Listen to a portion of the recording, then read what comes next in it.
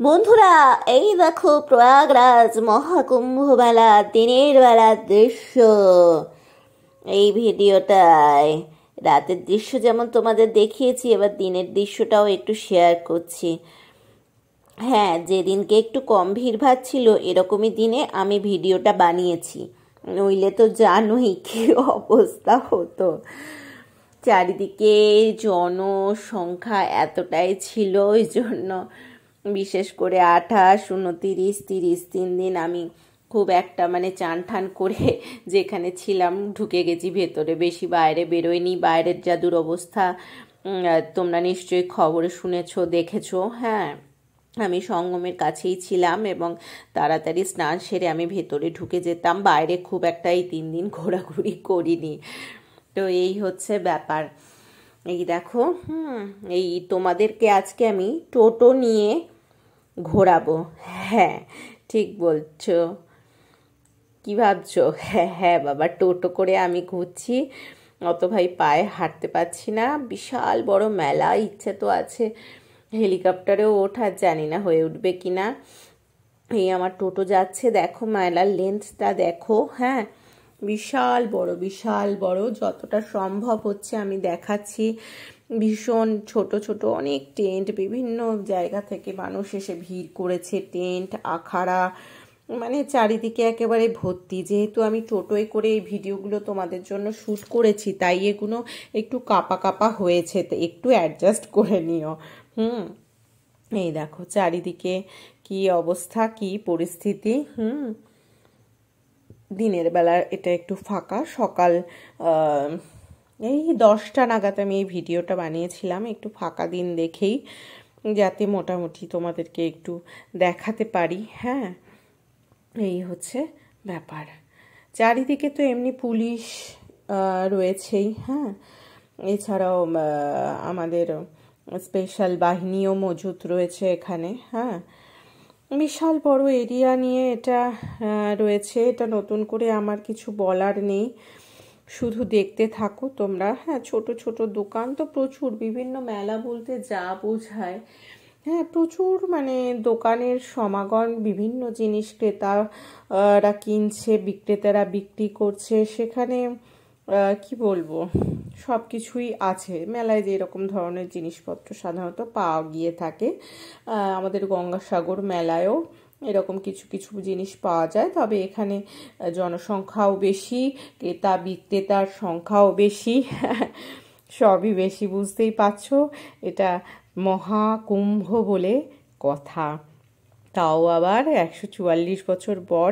শুধু ভারতবর্ষ নয়, ভারতবর্ষের বাইরে থেকেও প্রচুর মানুষ এখানে এসে ভিড় করেছে। এই দেখতে পাচ্ছ যে পোলটা, এটাকেই বলা হচ্ছে পিপা পুল। বিশাল বড় এইটা। বিশাল এরিয়া জুড়ে রয়েছে এই পিপা পুল।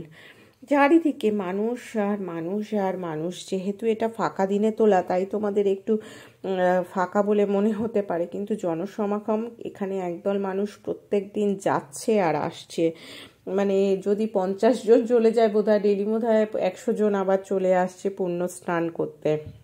চারিদিকে দেখো কত টেন্ট, কত টেন্ট। হ্যাঁ, টেন্ট আখাড়া সব ভর্তি, ছোট বড়। হ্যাঁ, এখানে সমস্ত বিভিন্ন কি বলবো, মানুষের সমাগম। হ্যাঁ, যারা পুণ্য স্নানের জন্য এসেছেন বিভিন্ন জায়গা থেকে, কেউ বাইরেই হয়তো শুয়ে রাত কাটাচ্ছে, জায়গা পায়নি এমনও আছে। হ্যাঁ, কম্বল নিয়ে এসছে, বিভিন্ন পরিস্থিতি। হ্যাঁ, কিন্তু প্রত্যেকের উদ্দেশ্যই হচ্ছে একটি ডুব দেওয়া সঙ্গমে পুণ্য স্নানের। দেখো কত বড় জায়গা নিয়ে, কত বড়, শেষ যেন হচ্ছে না, তাই না? এটা আমি তোমাদেরকে একটা সাইড দেখাচ্ছি, আরও কতটা দেখাতে পারবো জানি না, আমি দেখাবার চেষ্টা করব। আরও কিছু ভিডিও তোমাদের জন্য বানিয়েছি, তো সেগুলো আমি অবশ্যই তোমাদের সাথে শেয়ার করব। হ্যাঁ, তো দেখো এই হচ্ছে রাস্তাঘাটের অবস্থা।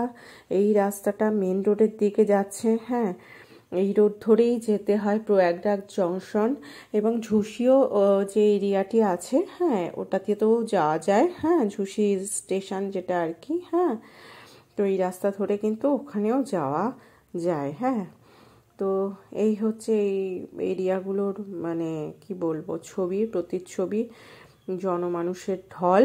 হ্যাঁ, দেখো তোমরা যারা মানে ঘরে বসে মানে একটু দেখতে চাইছো যে দেখি কি পরিস্থিতি কুম্ভয়ে, তো এই হচ্ছে তাদের জন্য। এটা হচ্ছে মেন রোড। হ্যাঁ, এই রাস্তা চলে গেছে প্রয়াগরাজ জংশনের দিকে। হ্যাঁ, আমিও যথারীতি জংশনের দিকেই এগিয়ে চলেছি। হ্যাঁ, কেন? অবশ্যই বুঝতে পেরেছো, ট্রেন ধরবো বলে, বাড়ি ফিরবো বলে।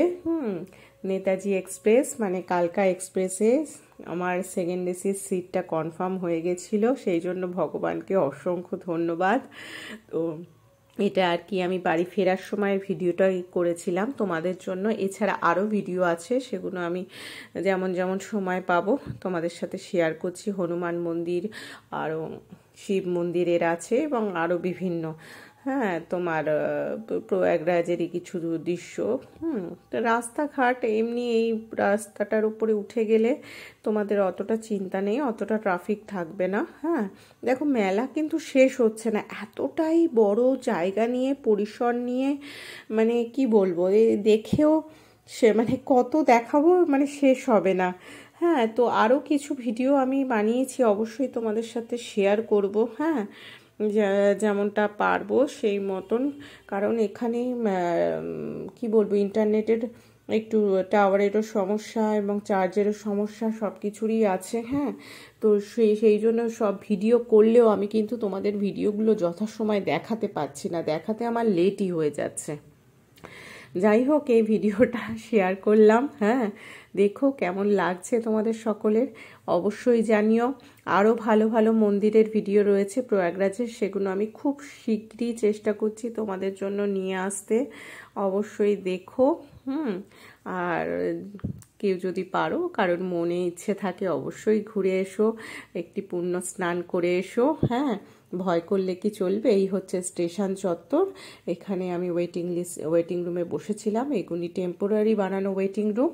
হ্যাঁ, যারা রিজার্ভেশন আমার যেহেতু ছিল সেকেন্ড এসিতে, তো আমাদের জন্য, আর নন রিজার্ভ টিকিটের জন্য আলাদা জায়গায় থাকার ব্যবস্থা। এই হচ্ছে আমার সেকেন্ড এসির পরের দিন সকালবেলা হাওড়া নামার আগের দৃশ্য।